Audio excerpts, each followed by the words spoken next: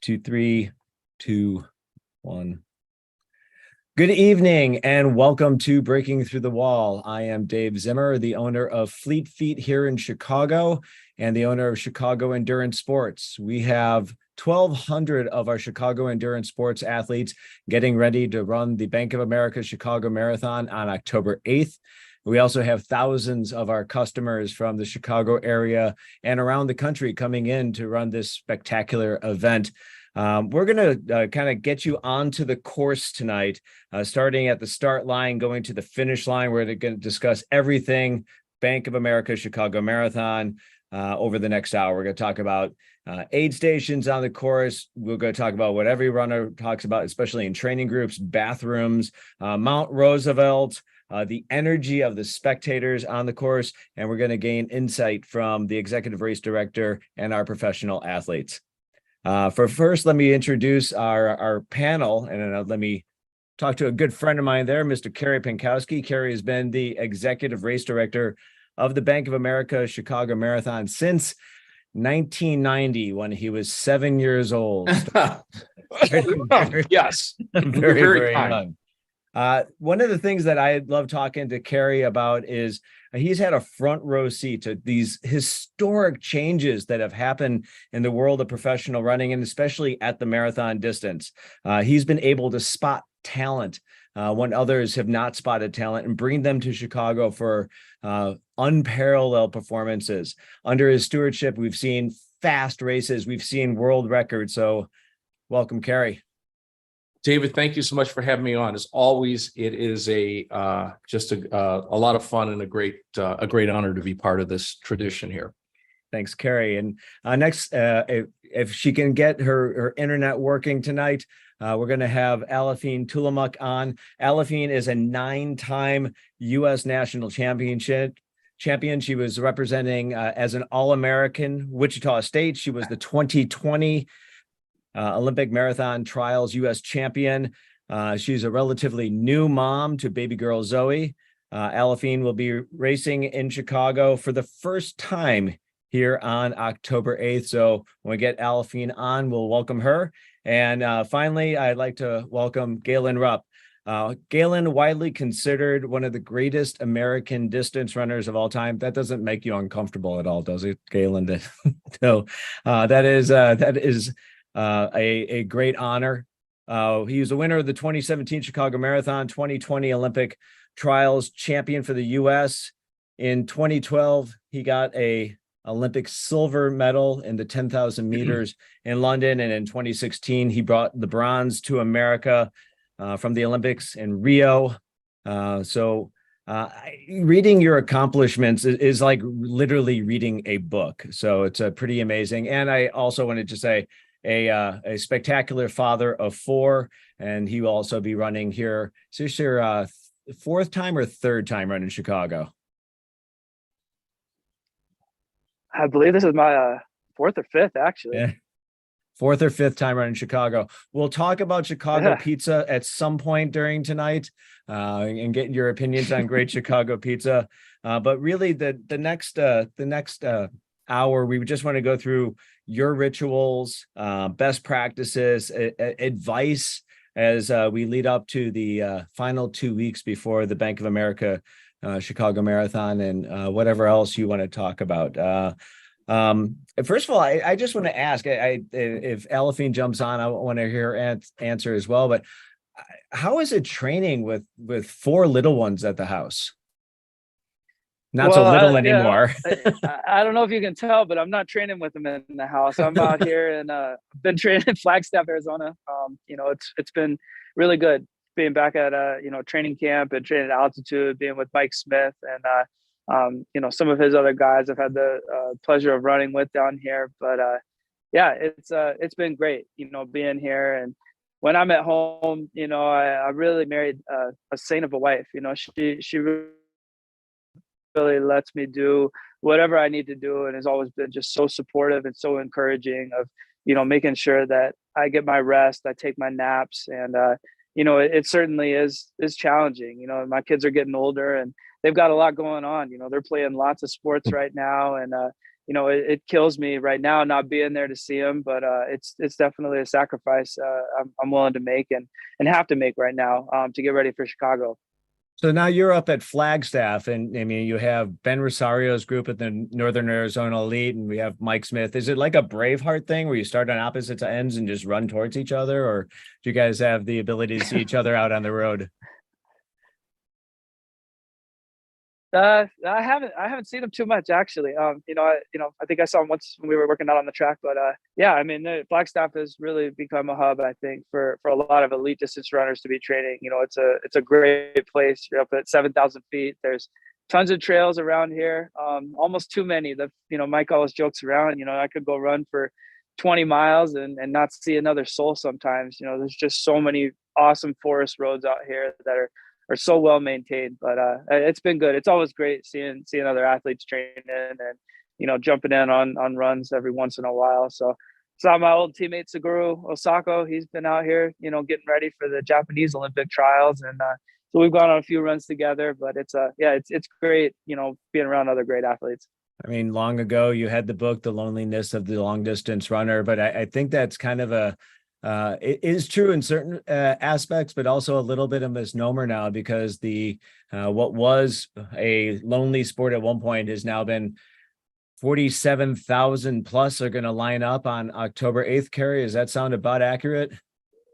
That is what we're forecasting. So we're humbled and honored by the support and the demand, and it'll exceed our 46,400 that we had in 2019 start the marathon.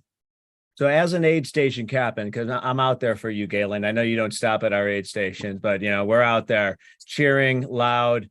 If you hear your name over the microphone a number of times, one of those times will be from me. But Kerry entrusts me with aid station 08 on North Avenue in Wells in Old Town. We'll have a couple of hundred of our closest friends out there. It's going to be a party through the streets of Chicago. Alafine, welcome back. We will get some questions for you. Tell me if you can hear me okay? Yes, I can. Excellent. Well, thank you for joining us tonight. You got up really, really early in the morning, and I really appreciate it. Howie, your manager, a good friend of ours, when we started this whole journey with you being on Breaking Through the Wall, I believe you were going to be where Galen is now in Flagstaff, but you have traveled many, many time zones away. Yes, I did. And I'm so sorry about the connection. I am not technology savvy, and over here, internet is not like back in the United States. So yeah.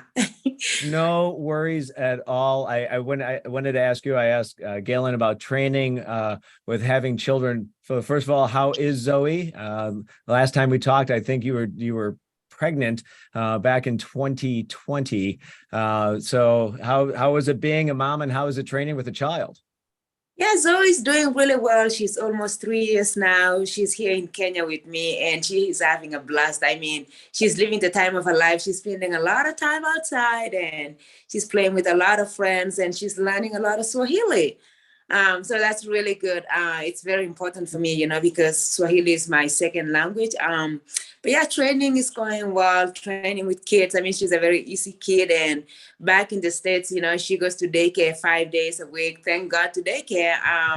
And so I'm able to train as a professional runner, go for a run, come home, take a nap, do everything that I need to do before I get her from daycare. And so it's been very nice. And she's learning a lot from daycare too. She comes home and she wants me to dance to Baby Shark. And I'm like, honey, I didn't have this growing up, so this is very difficult for me. But it's been really cool, actually. I'm really enjoying being a mom and being a professional runner. I just want to make mention that we are now about 8 minutes into this call, and we have had the word nap mentioned twice. So we'll be talking a lot about. So, Kerry, do you get up in the morning, take a nap, then go back and do your second day shift of work? Or yes, but it's not intended naps. They just kind of hit me. Just rest in your eyes. There's nothing planned to it. I just kind of nod off as that happens. And there's not a lot of structure to it. So I do take naps myself, generally on the weekends, not on the weekdays. But today we had lots and lots of running around the world. And I just wanted to kind of jump into that and talk about what happened in Berlin earlier today. Carrie, I'll throw that to you. I mean, Tiska Sifa running really, really fast at 2:11:53. I know that you pride yourself on how fast the Chicago Marathon course is. Do they now have rollers in Berlin? Is that what's going on? Is it kind of like going through an airport and you jump on one of those moving sidewalks? I mean, it's amazing, impressive. And I'm when it happens, you kind of celebrate a little. I'm not surprised. Because if you look at the pace that Ruth Chepngetich ran last year, through the early stages of the event, when she went through, 10 miles, half marathon. I mean, she was on 2:11 pace. So if you remember our media talking about this is crazy, this pace is she's going to self-destruct. So I think that was the mindset.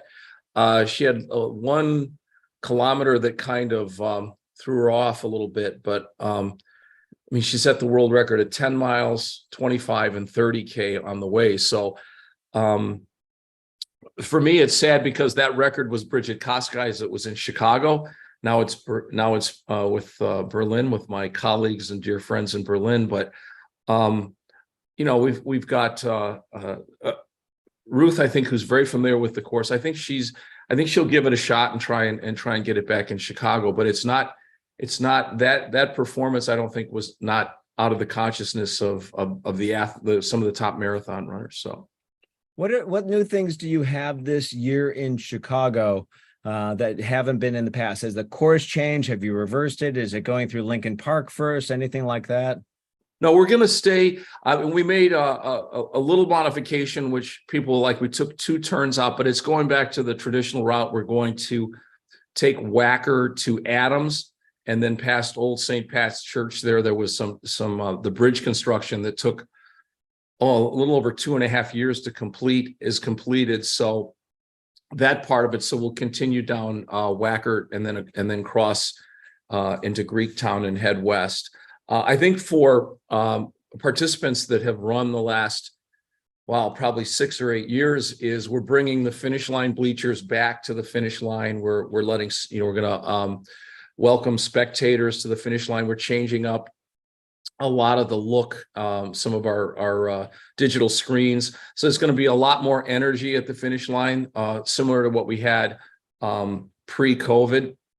Obviously, as we made our way back from COVID, we were just mitigating a lot of things and spreading out and figuring out how people could stay arm's length apart. So there seems to be a real embrace of that. And so I think that's going to be the major thing. Obviously, we will exceed 1 million finishers this year, which is just amazing. So we're working night and day to how we'll identify that individual. And but great athletes up front. We've been working on revamping our TV a little bit and working with NBC here in Chicago. So we're going to get some new looks from television, some new cameras. We've added some additional cameras. So I think all in all, you're going to see a lot of energy. And I think what's happening is the things that have made the event great are front and center now, instead of the things we were discussing coming from the pause of 2020,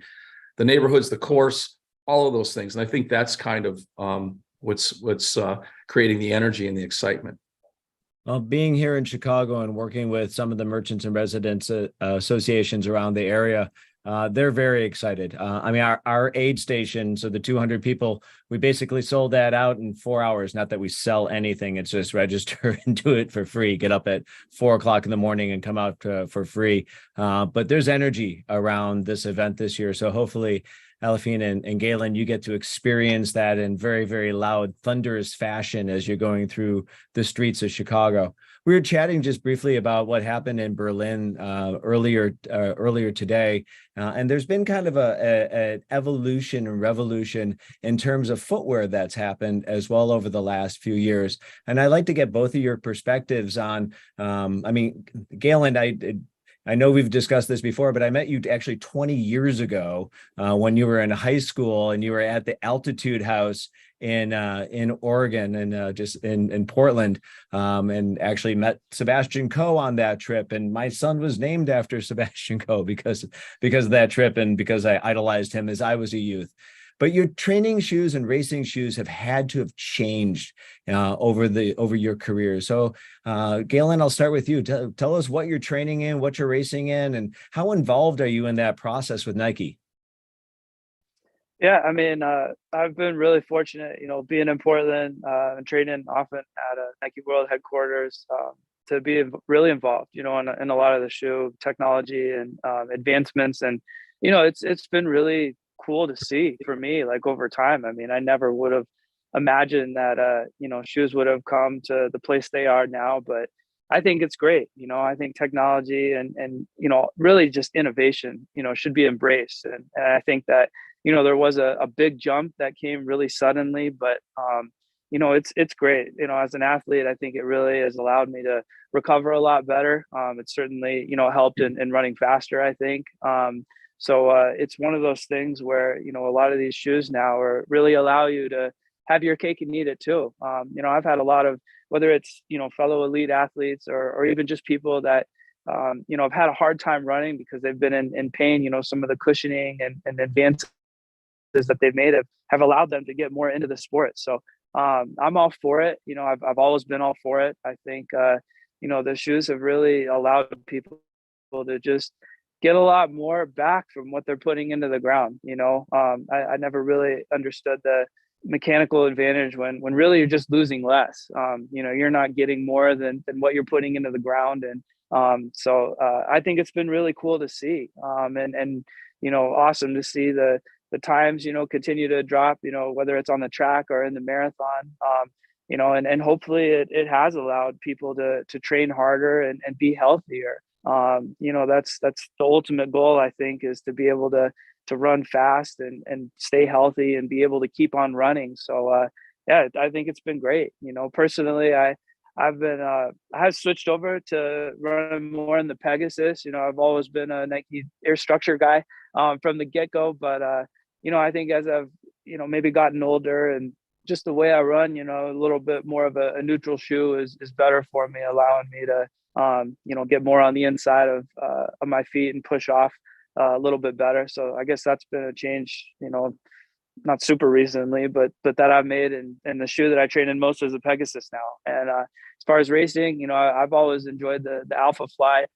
That's been, the shoe that I've always loved with the marathon. And again, I have really found that it has aided a lot in recovery, especially running on harder surfaces.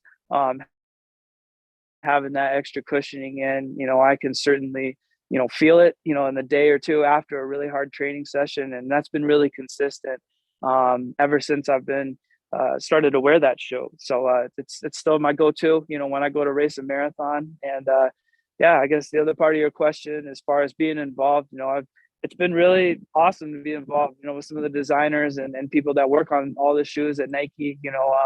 I've just been so impressed, the many years that I've been there, how really they value the feedback that not only myself, but all the great athletes give them. They really take it to heart. I've never felt that it's been, kind of a meeting to check a box or it's been lip service, a lot of, and they encourage us as athletes. There are no crazy ideas. Tell us what you think, be really honest about it. And they really have taken all that, input that we've given them and implemented a lot into some of these shoes. So it's been really cool to see. And Alafine, when Galen and I first met 20 years ago, Hoka didn't exist. They're an upstart from the 2000 name, two crazy French guys starting it, thinking about maximal cushioning. And tell me what you're training in with Hoka and what you're racing in and how you like the process. Yeah, it's very interesting. I'm definitely very old school. Up until recently, I actually didn't even train in the carbon plate shoe because in my mind, I'm thinking, I know when I run with my old shoe without carbon plate or this amazing cushion, I know when I'm fit and when I'm not. And so I have been very I don't know, laid back and using it in training. I've only used it. I've only actually used it for a year now. The carbon plate shoe, like you said, Hoka for a long time, we didn't have the amazing resilient carbon plated shoes that we have now. But ever since last year, when I wore it for my first race, my goodness, I remember thinking like I'm flying. Like I used it for the first time in the 25K champs up in Michigan, and I was feeling so comfortable, and I was running with the current American, at the time, the American record holder, Kira Mato, in the marathon. And I remember thinking, I'm running 5:15 and I'm feeling so comfortable, and I'm looking around and enjoying, my surrounding for the first time ever. I've never felt like that before. But in as far as training is concerned, I think I was always holding back. But actually, when I got to Kenya, I remember I had a 30-kilometer long run that I went to on a paved road. And that long run really beat my legs. And it actually kind of made me really rethink about maybe using my racing shoe, which our racing shoe right now is the Rocket X2. And it's incredible. It's amazing. I just love how it feels. And I used it on my second long run here, and I actually recovered a lot faster. I like it a lot better, but I usually use it just for training. But for racing, but in as far as training is concerned, I am a Mark person. I've been using Hoka Mark and the Arahi recently, but then now Hoka just came out with an amazing, like a plastic plated shoe in Mark X, and that's what I've been using a lot for my training. But I think I am kind of shifting a little bit as an older athlete to, okay, it's okay to use this carbon plated shoe for training. I see everybody using it and they're still doing well. It's not going to take away from, my training and my fitness. So I'm working on it, but I think I'm very old school, and there's a few of us that are very old school like that, but we're catching up. Well, the one thing I do want to say is that the company that owns Hoka also owns UGG. So, Galen, sorry, I don't know if you have any warm fuzzy shoes like Elephant has, but do you have a Probably few? not. You need those warm fuzzy shoes in Oregon in the cold as well. But let's jump into some other things I think our audience is interested in, and that's now we're 2 weeks away. So when we're looking at a lot of our athletes, the phrase "the hay is in the barn" is one of the things that we talk about. Galen, let us start with you. Kind of, what's your ritual as you start to get into this taper time with just not only the mileage that you're doing, but the way that you're eating, the way that you're trying to sleep as you're marching towards a very, very specific date? Yeah, I think it's important to always remember, like, the whole reason you train is to run well on race day. And there's definitely a long period where it's great and you should be pushing yourself, but as hard as you work in training, you also need to put that same discipline and energy into resting.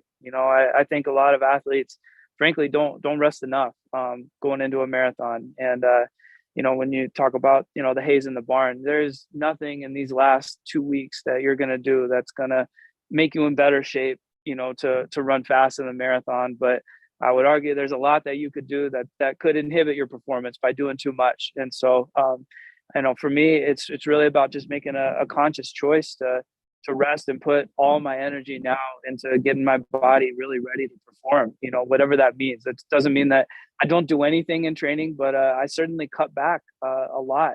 And, you want to be feeling good going into a marathon. It's such a long race. It's such a pure endurance race that, any energy that you're expending by running a little bit too much is only going to take away from race day. So, I'm certainly a big believer in rest. I think that at this point, it's important to trust all the training that you've done and not really get too caught up in trying to get, that one last workout in. Mentally, for me, it's about going over all the work that I've done and really, changing into more of that racing mindset now. You don't want to be doing that the night before the marathon. You really should start now. And give yourself a couple of weeks of going over, your race plan, going over all your training.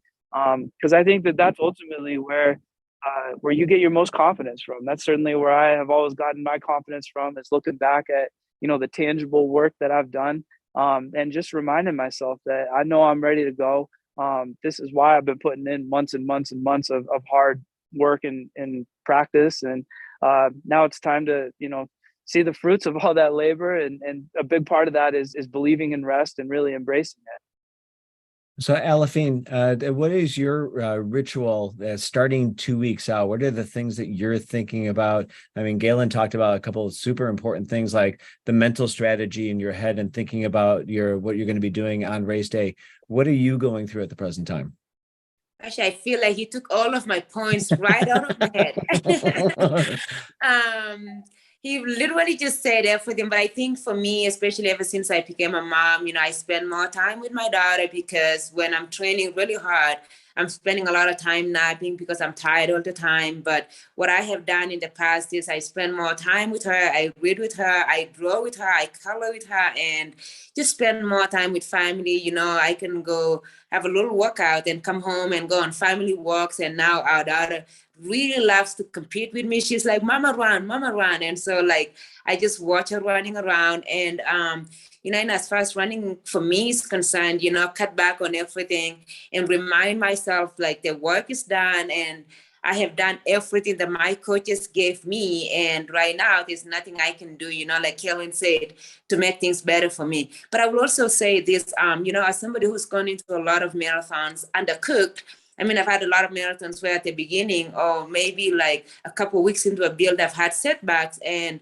so in those last couple of weeks, I've had to modify, but I will also remind myself that to be grateful, because it's like 8 weeks ago, I didn't even know that I was going to be able to run this race, but here I am 2 weeks out. I'm healthy. I may not have gotten all the training that I got, but I am healthy and I got some training. And I think like, especially on those times where I've had setbacks, those 2 weeks are like a lot. I have a lot of gratitude in me, and that gratitude usually takes me through. And it's like a lot of us athletes, professional and just normal everyday runner go through a lot of these challenges, or even like training for my spring marathon, like I finished my 2-week run and then I got sick. And it's like, I'm worried about if I'm going to be able to make it to the start line healthy or not. And so it's like, I usually just shift to like, okay, what can I do right now to get me ready in 2 weeks? Okay, I'm grateful that I'm healthy. I'm grateful that I got to do all the training and I did everything that my coaches gave me. And then, I try to sleep well at night, I will admit that I have not been as disciplined as I should. There've been times where I did not rest like I should, but I am definitely learning. My daughter is now almost 3 years, and I've only done one marathon, actually 2 marathons that I finished with her, and the Olympics, which I didn't finish. I'm still learning how to like taper correctly in the last 2 weeks and just be ready. So yeah, I'm still definitely learning. So we're talking about these last 2 weeks. I'm going to throw it to Carrie real quick because Carrie, when do you start having conversations with Galen's representation and Elafine's representation on being able to make Chicago part of their journey for the year? Oh, wow. It depends. In Galen's case, I think Galen's just going to get a condo here. I think that I see him in Chicago so often. In Galen's case, I had been pursuing him to come to Chicago for a while, but he had other things in front of him, like winning Olympic medals and doing things like that. So we've been, anticipating having Galen here. So that was. He was, I watched him as a young athlete and then through college and then post-collegiate. And I just thought he would be fantastic. And he's obviously won here and has been an amazing ambassador. But for us, I mean, he's done a lot of promotion around things that we've done in and around with the running community. So it's like his second home. And the fact that he's a Cubs fan doesn't hurt too much either, so as we're hanging on here with a few more games to go. But it depends on where the athlete is in their career. I mean, this year they got us now right now. There you go. He's probably streaming the game on his they already won earlier today. Oh, they already won. Yeah, okay, that's good. They beat Colorado. We're all good.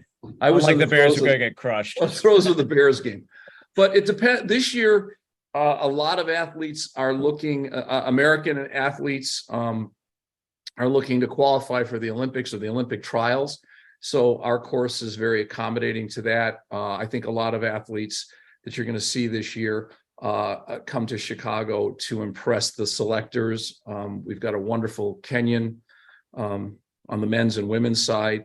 And to run fast. So it depends on where they are in their career. I mean, obviously there's some that approach us, some that we recruit or go after. There's someone like that you want to have. Galen was one of the guys that was on our list, our wish list for a while. So, but it depends. I mean, it's as individual as the athletes are, it's where they are in their career and what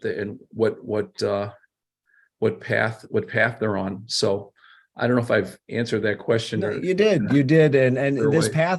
path is now taking us down this last 2 weeks. And I know I'm getting questions from people asking about nutrition. And I just want to talk about kind of as you went through your training cycle, what's your diet, but especially this last 2 weeks, what are you focused on? Elefine, I'll start with you and then go to Galen. David, I'm just thinking like, what do I need to do to get pursued like Karen? Like I'm just saying, like Carrie, do I need to be like a Cubs fan or something? Yes. I mean, I need to be pursued like that. Well, you're going to be joining us this year. So mission. Oh, I know. No, thank you. Though I was just thinking, like, wow, that's pretty cool. But no, I'm super excited. No, and as far as nutrition is concerned, I think like in the last couple of weeks, I've always been this person, like, because I grew up in Kenya and I grew up in rural Kenya. Nutrition for me has never really been, oh, what is nutritious? And like consulting, like, for example, nutritionists, I've always kind of feel like I know what I need. I know what my body needs, which is I eat a lot of, carbohydrates. I eat a lot of proteins. I may not eat a lot of the, fruits and vegetables, but I do drink milk every day just because like, I feel like I want to, I want my bones to get stronger. But yeah, like, and then in like, rest day fueling, I've always used Gatorade, and it's like, I've, been practicing with it throughout the segment. And then the last couple of weeks, actually, I don't even use it as much because I feel like I know what I need to be doing. And as far as rest day nutrition is concerned, but yeah, like I just try not to eat anything new in the last couple of weeks, because especially with my last pre-marathon, I think I may have eaten something new and I got sick, and there's nothing worse for a marathoner than, finishing your segment and not having appetite for 3 days. That was really bad. So now I'm like, I'm just going to eat the things that I know. And in fact, I was even telling my husband, when we were leaving for Kenya, and I'm like, heck, I might even bring my food from home so that I don't have to eat like airplane food, to make sure that I do not have to worry about my nutrition. But yeah, like I don't think I go into anything special. I just make sure that I'm still eating what I'm used to, and and hydrating very well, especially as we get closer to the last week and looking at what the weather is like. When you're doing your hydration now, are you doing it with any sort of supplement, or is it just pure water? So Gatorade has always been my my go-to supplement that I've used. In fact, when I actually came to America like about 14 years ago, I thought all this nutritional or like all the hydration nutrition was Gatorade. So that's what I go with. And Galen, what's the last 2 weeks leading this up to the marathon? What is it like for your nutrition and what you're eating? I mean, it really doesn't change too much from what I'm doing in training. I just would say like, like Alfie, I eat a lot of carbohydrates. I eat a ton of pasta, a lot of rice, a lot of chicken, fish.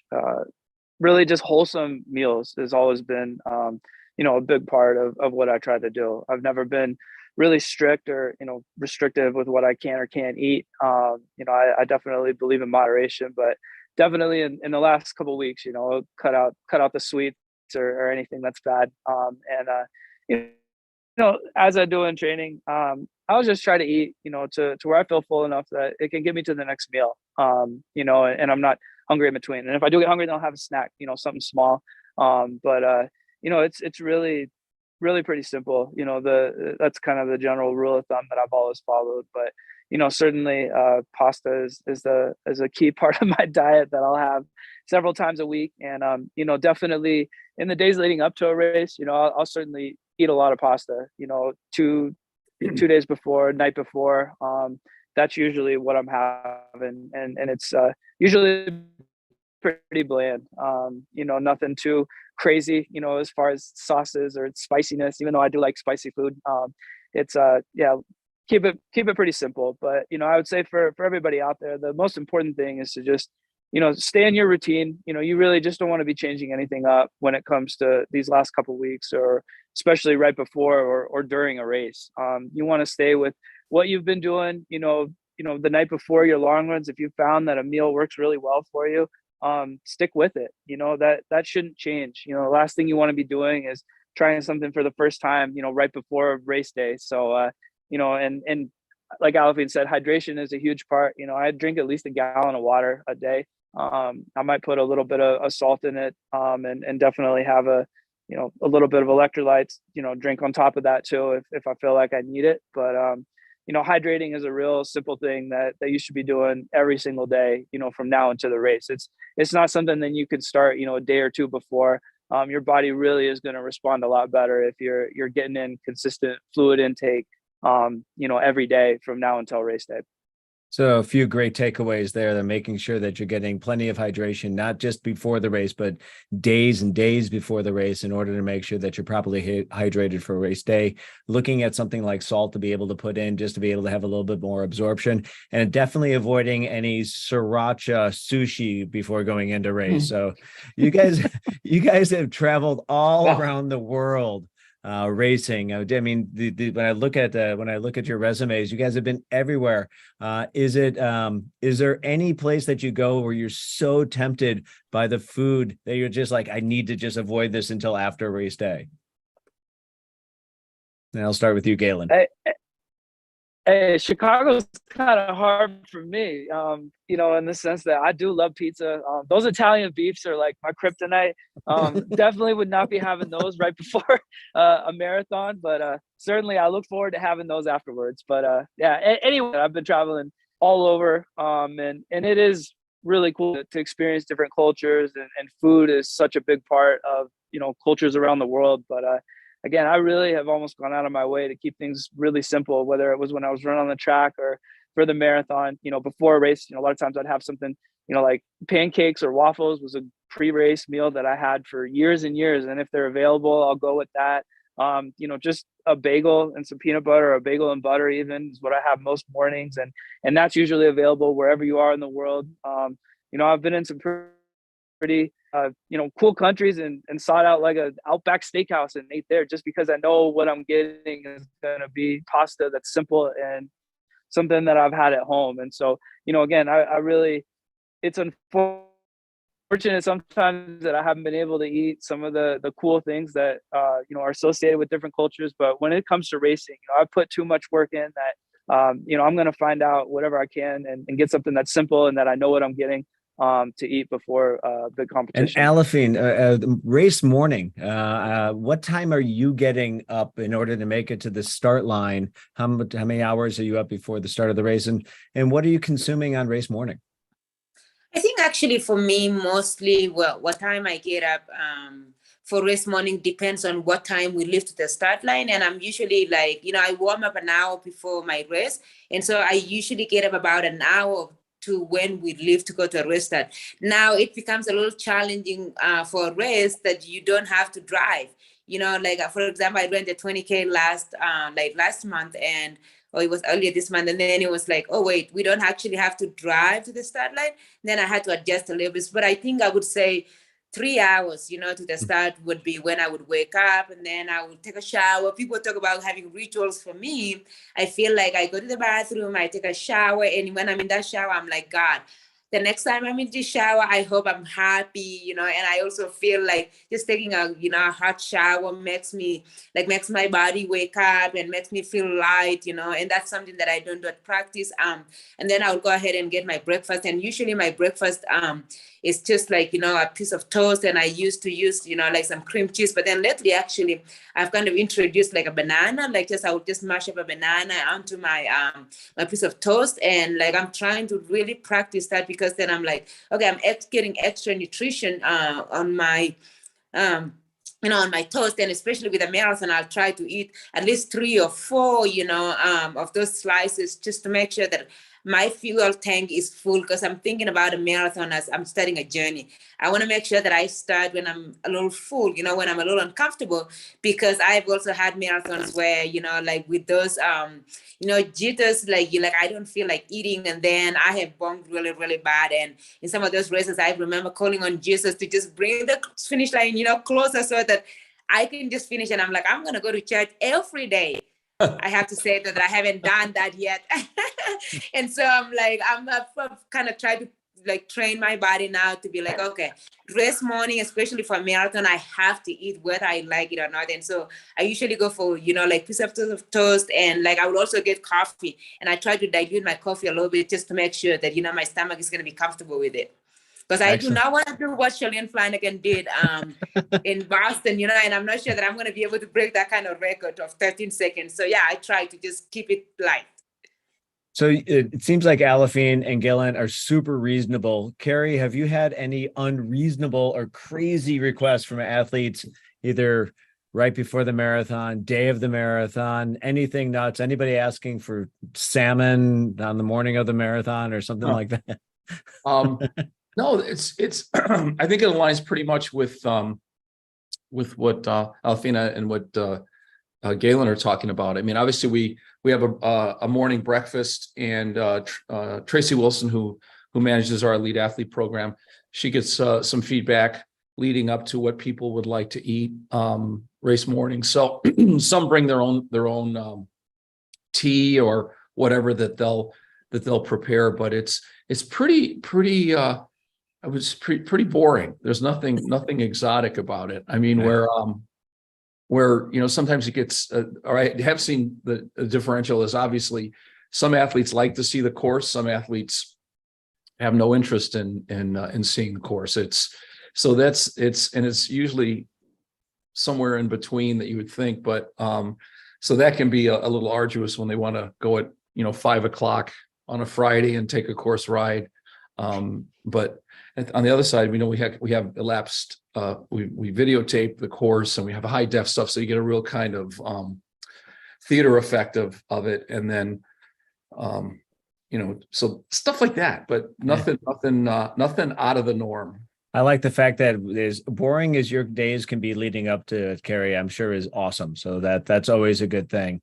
Aliphine and Galen, we talked about the importance of sleep and the importance of hydration and importance of nutrition. And some of the questions that we're getting are on mental toughness. And when you get into the race, I'm real interested in two things: what you're visualizing and what you're thinking about as you're getting ready for that. For the horn to blow and for the race to start. And when you start getting uncomfortable in the race, your strategies have to change a little bit. How do you mentally deal with that when you're getting more and more uncomfortable as the miles and miles wear on? So, Galen, I'll start with you.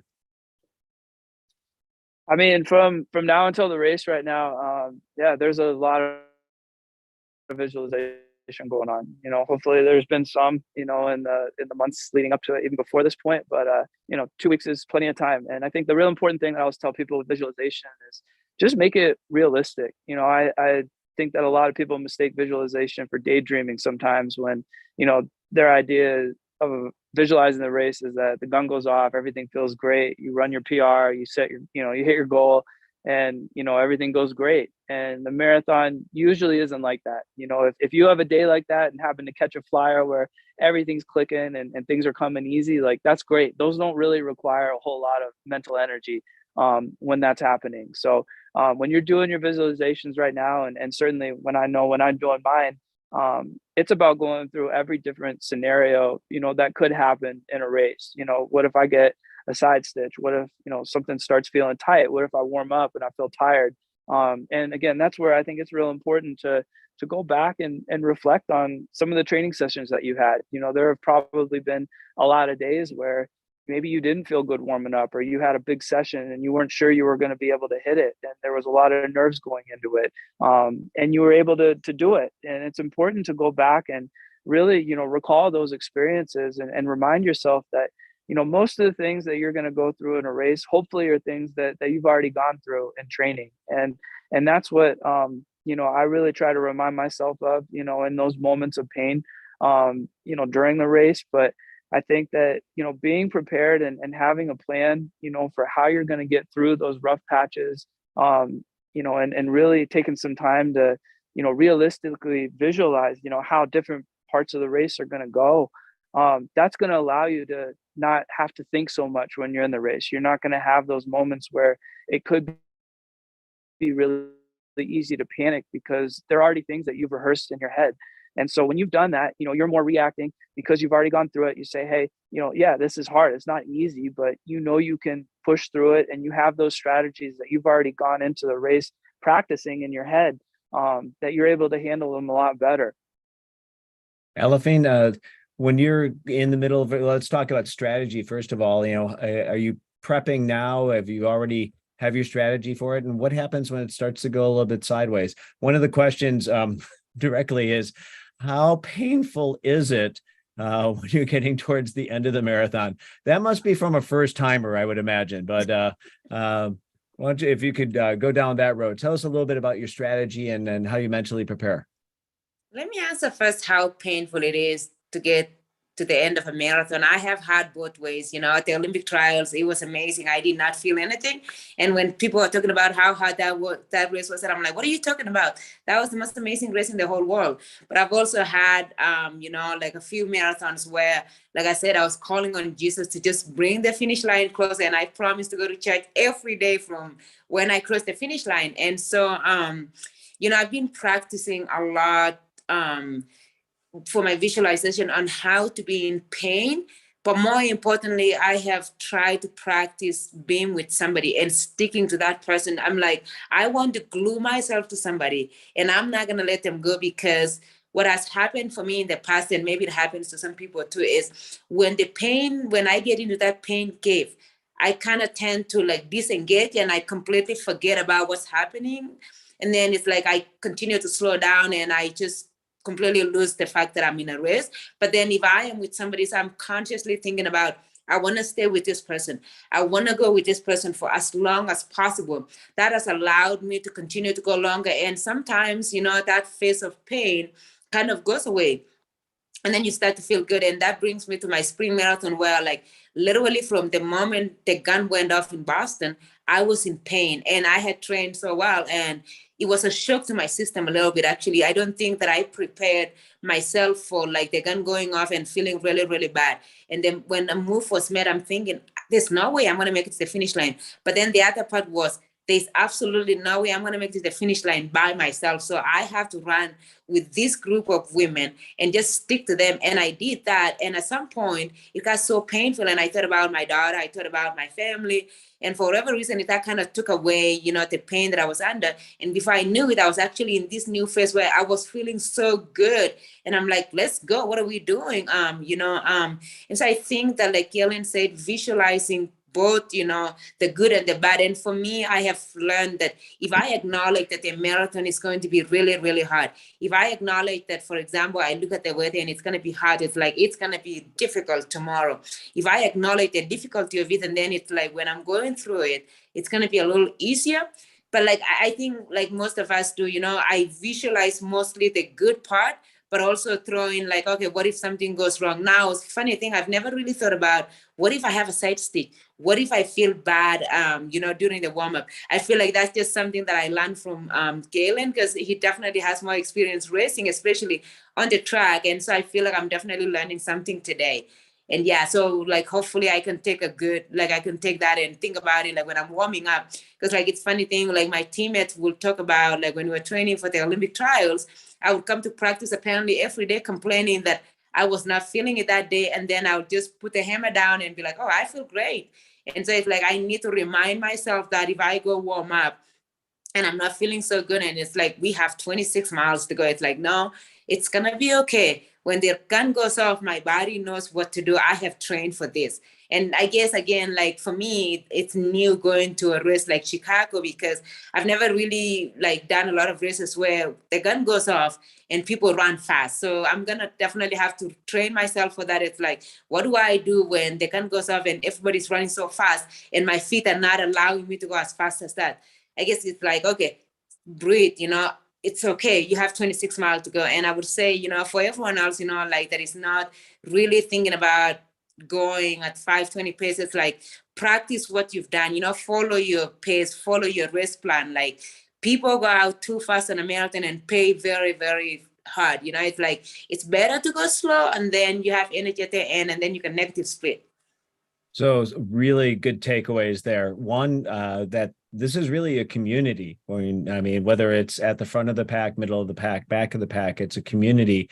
And one of the things that the marathon has done really well, and Carrie, I'll have you speak to it, is that you have these wonderful pace groups that are out there, so you can get locked into what you want to be able to accomplish on that day.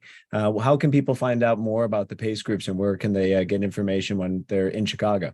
If you go to it's a great, excellent question, Dave. Our website, which is chicagomarathon.com. Everyone that is listening to us or watching us this evening should have received their confirmation, their confirmation guide. I advise everyone to either print that out or keep that on your device and go to that, because that has all the information that you need, where you need to go, what you need to do. Whether it's at the expo, race week, post-race party, all of the things that are going to come to life as we get into race week. But yeah, it's something that in referencing what the athletes are talking about. I mean, it's just you have to trust your training too, and I think my advice is training is one thing, and Galen can speak to that, but the marathon it's a whole different experience. The sights, the sounds, the energy. So you don't want to get caught up in that. You almost have to, for our general participants, our first time marathon runners, although Galen was a first time marathon runner in Chicago and won. So I don't know if that's not his perspective is a little bit different. But just not getting caught up in all and taking it all in, and you want to be a little bit conservative. I think over the years that I've worked with so many groups and first-time marathon runners or runners that have a goal, as you get kind of swept up and all of a sudden you're at 14 miles and I'm like 5 minutes under the pace I'm supposed to be at. And that's where you talk about becoming uncomfortable. You want to control the result. You want to control the experience. And I think that's the key. Before we come to the conclusion of this, I do have a question here, and I have a couple more after this. But one of the people online just asked, what advice do you have for a first-time marathoner? If you were to pull one thing out of your bag of tricks, what's the one thing that you would give to a first-time marathoner who's going to be running Chicago in a couple of weeks? Galen, I'll start with you. I think Carrie just touched on it a little bit, but really controlling that excitement at the beginning is everything. Especially for your first time, and this is a new experience for you. It's so easy to get swept up, in everything that's going on. There's music, there's so much energy with the other participants. You got all the crowd is ready. You're ready to go because you're rested. You put in all this work, and race day is finally here, and it's so easy to get swept up in all of that emotion and go out too hard. And you will feel good, hopefully, at the start of the marathon. But I don't think anybody's, finished and said, oh, I've got so much energy. I wish I'd gone out harder. It's such a long race. So the best advice that I would give for a first-time marathoner is really go out slower, and it's okay if it feels really easy the first couple of miles. It should. You have so much time to make up, whatever, time you might be behind if you're aiming for a certain pace. But it's really easy to get swept up in everything and go out too hard. And then those last miles, they can be really miserable if you put a little bit too much in the beginning out there. So go out slower, be a little bit conservative. Hopefully you've friend or one of the official groups that they've got running. Those are great resources that you can look to, and those people are usually pretty close to right on with going out at the right pace. So get locked into a pace early. It's okay to feel good. It's okay if it feels really easy. And once you get to halfway, really start to kind of evaluate things. And if you're feeling good, then start to push a little bit. And, if you do happen to go out too hard, one thing that's always helped me is to just chunk up, make it smaller goals. When the finish line can seem so far away, you still might have 10 miles to go, and you could be, feeling a little bit painful and wondering if you're going to be able to make it, wondering if you're going to be able to make the pace. But, do something shorter, whether that's looking for the next aid station, the next mile marker, make some small goals. And all of a sudden, when the finish line starts getting closer to closer, you'll be able to feel it. You'll be able to taste it, smell it. And you'll find you've got a little bit more energy to get you across the line. Dave, if I could jump back in here, I jotted down, I kind of went off on a tangent. Yeah. How do you find information about the pace group? I got pulled into a whole nother sidebar there.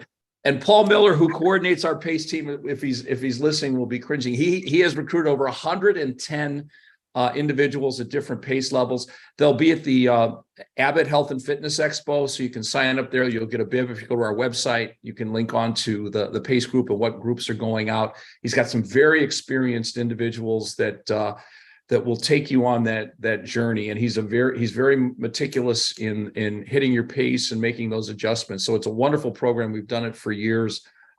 There, I won't get any texts now later that I didn't answer the question. You rebounded really well, Kerry. Thank you. Thank you. Alafine, your comments on piece of advice for first-time marathoners. David, you really ought to start with me, because Carolyn just is giving everything, and then I have nothing to say, and then I sound like I don't have any advice. But no, I think I would also say, Galen said that, and it is true, like, go conservative and you get to halfway, but I will add that the halfway for the marathon is not actually 13. They say that true halfway for a marathon is 20 miles, like, make sure you get to 20 miles feeling good, because those last 6 miles could be really, really difficult if you go out too fast. And I think like Galen basically just said everything. Honestly, I would just say, like, because Chicago has so many pace groups, what your training has been like. Go to that start line saying, I am going to follow my race plan.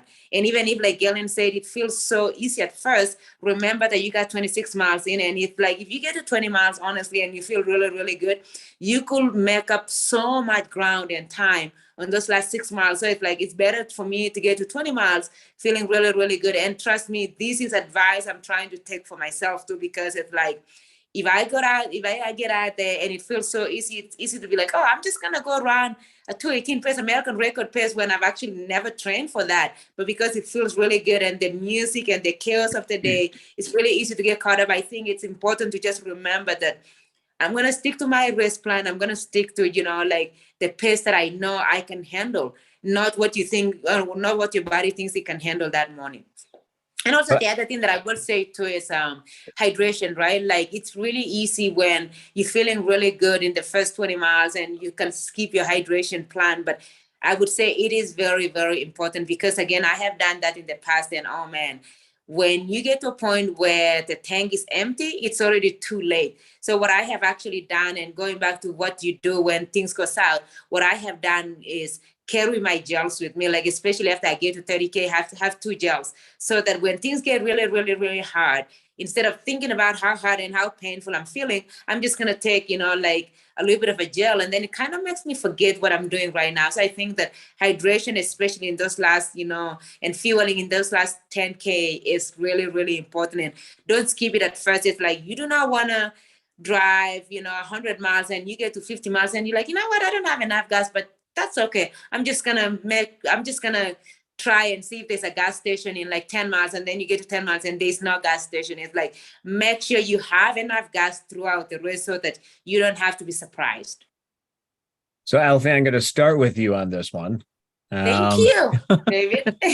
Yeah. And the question is, you've had this wonderful race now. Horn has gone off. You've made it through the neighborhoods of Chicago. You've had your highs. You've had your lows. You've been with other people. You've broken out on your own. You crossed the finish line. What are the things that you're doing in order to recover post-marathon, the days after, the hours after? What are your post-marathon routines? Oh man, I go get a burger. I really like, like I said earlier, that I do not change things up. But like after a marathon, it's a must for me to get a burger. Maybe it might not be right away, but I will get a burger at some point. I will I will enjoy, like adult beverages. And please, I hope my mother will never hear this, because she's like, honey, don't ever try that. It's not good for you. And I'm like, Mom, it's really good for recovery. I will indulge on some of the things that I don't do, but also I will get like massages.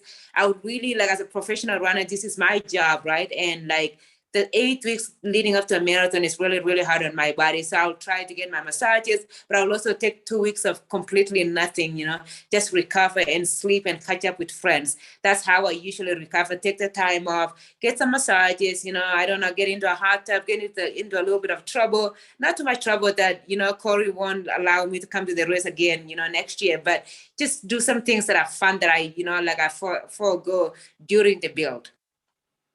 And Galen, what do you do for recovery? I heard Al's Italian beef. I think is what I heard. Yeah, I mean, I definitely indulge for sure after a marathon. I wouldn't necessarily call that recovery. I probably feel worse, Fair enough. because of some of the decisions I make after a marathon. But you've earned it, so you got to enjoy life as well. But I certainly, I think massage is great. Probably the sooner you can get it after the race. I think a lot of times there are a ton of therapists at the finish line. Carrie might be able to speak to that, that can help. And that'll really kickstart the recovery process. If you can get one of those right after the race. And I think in the past, I thought that, recovery meant just doing absolutely nothing and sitting on the couch, for a couple of weeks and really just giving my body a rest. But I have found that, whether it's just going on a longer walk or especially getting in the water, just kicking around, doesn't have to be, anything serious, whether it's aqua jogging or just playing around in the pool, getting up and moving around after a marathon, as sore as you might be in the day or two after the race, can really help speed the recovery process up. You don't want to keep just sitting down doing nothing and let all that junk, stay in your body. Being a little bit active after a marathon is huge, as far as getting everything out of your legs. And you just have to make sure that it's very, very easy. It shouldn't be anything strenuous. Definitely shouldn't be mentally anything that you're having to like drag yourself to go do. But yeah, some gentle stretching. And like I said, just a long walk. If you feel up to it, you go a super, super easy jog. But the water, I think there's something about that hydrostatic pressure that really can help your legs recover quickly from a marathon. That's excellent. Thank you. Man, you just undid what I said. I said I was going to sit down for 2 weeks now. He said it doesn't have to be that way. That's okay, Kelly. I'm not going to hold it against you. Zoe's almost 3. There's no way you're sitting down for 2 weeks. That's impossible right there. I know.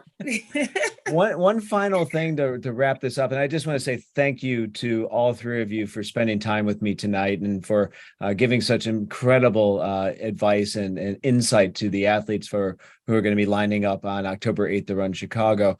But one of the things that we're seeing here in the United States is an amazing group of female athletes, especially at the distance, M. Sisson, Keira D'Amato, et cetera. What's the culture like, Elifine, and when you're coming to a race and you're racing against these amazing female athletes, and how has it changed over the last few years, if it has changed at all? I definitely think that, like I've said, that the marathoning, especially on the female side right now, is literally on fire. Like you see Keira D'Amato and Emily Sisson, breaking each other's records within months. It's so incredible. And it's like, a record could be broken, like American record could be broken in Chicago. It is so nice to witness that. And it's so nice to be a part of that. And I think it's elevating our results, and it's making us believe that if anything is possible. And it's not just the records, it's like we've seen a lot of Americans, like win big races. We saw Shalane Flanagan win New York. We saw Des Linden win Boston. It really is making us believe that there's no magic to what makes you great. You just have to put in the discipline and put in the work and get some help, And I think it's been amazing to see that. And for me, having grown up in Kenya and coming back here, I think and seeing how people train and seeing how simple the life is, it's so inspiring. And I was actually talking to my coach about this today.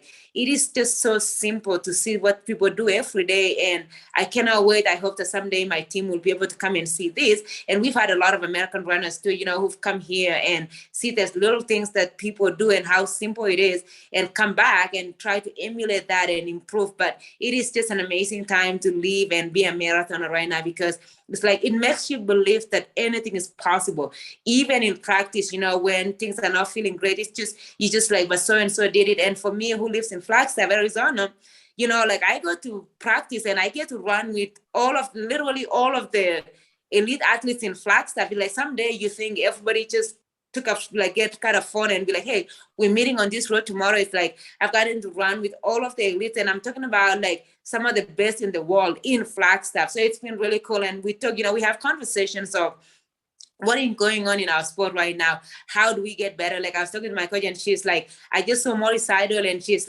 wow, how can we get to where the marathoning is going, after watching Berlin? And so I think that it just elevates everybody to see what the marathon is doing in America, but also to see what women are able to do, because I really, truly do feel women are just outperforming themselves, and it's really exciting to be a part of that.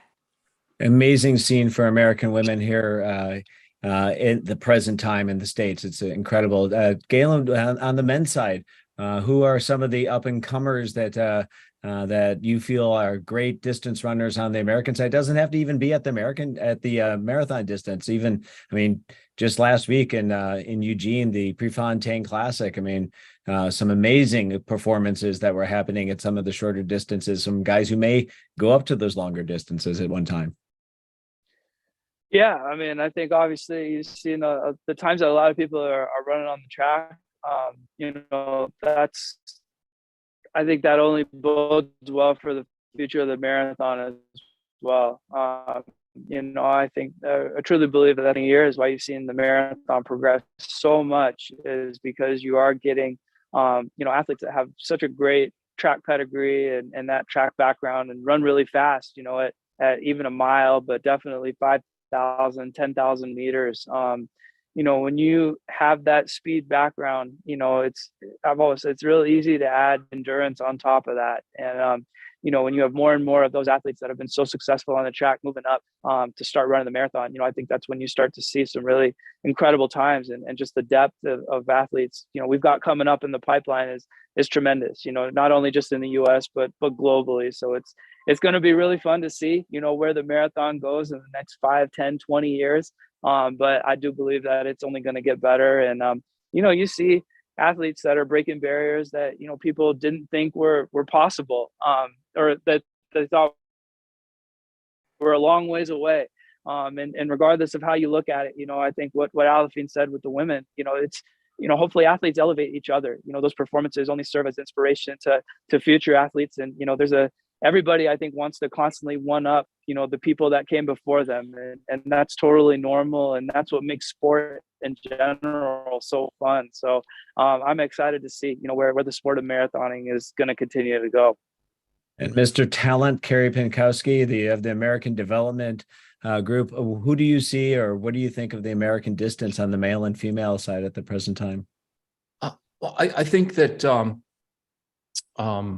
I think Emily Sisson setting the American record last year, and Ruth Chepin-Gedich, her world record assault, and I think it just reinforced the fact that Chicago is a very fast place to run. And we're talking about women. I was just jotting down the champions of the Chicago Marathon on the women's side: Joan Samuelson, Rosa Moda, Dina Castor, Paula Radcliffe, Tirunesh Dababa, Ingrid Christensen, Konstantina Dita, Catherine Doreba, Bridget Kosgei, Ruth Chepin-Gedich.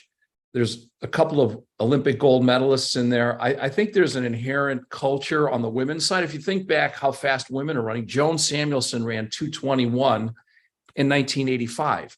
Before the super shoe, before any of the, you had to work a part-time job, and there's only been a handful of women that have run that fast 50 years. So it's not completely foreign. I think we just have women that are doing it now. That sat out there for years. And I think the way that we build Chicago, I mean, even this is for our first time marathoners, the great elite athletes that are going to come to Chicago. First and foremost, it's an athletic competition. It's an athletic event. So we never lose sight of that. There's a lot of things that can distract you about that, but we build it from the ground up.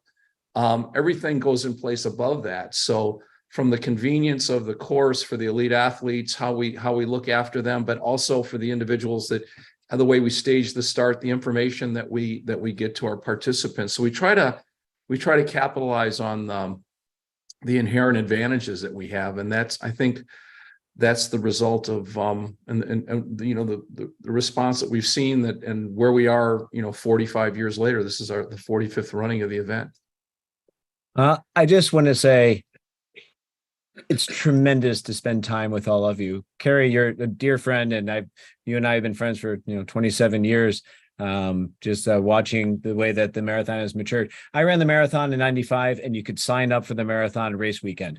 Who would have thought that here we are, years later, sold out months and months in advance. People's lining up to get your autographs, to see you. It's truly amazing, and it's our Super Bowl here in Chicago. The Chicago Marathon is our Super Bowl.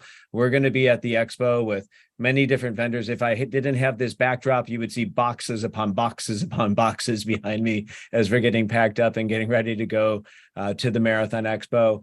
We have a list of great things that are going to be happening Marathon Week. We have a podcast that's going to be happening with Des and Kara. We have Allison Desir is going to be doing an event with us on Friday night at our South Loop store. We have a Sheikh Aranda, and we're doing with a YouTuber and local legend named Kufuzi. We don't sleep until Tuesday. It just goes nonstop until Tuesday. And it's all because you guys bring so much energy. Carrie, Alafine, Galen, thank you so much for spending time with us on Breaking Through the Wall tonight. And we wish you the best of luck on October 8th at the Bank of America Chicago Marathon. Have a great night. Thank you, everyone.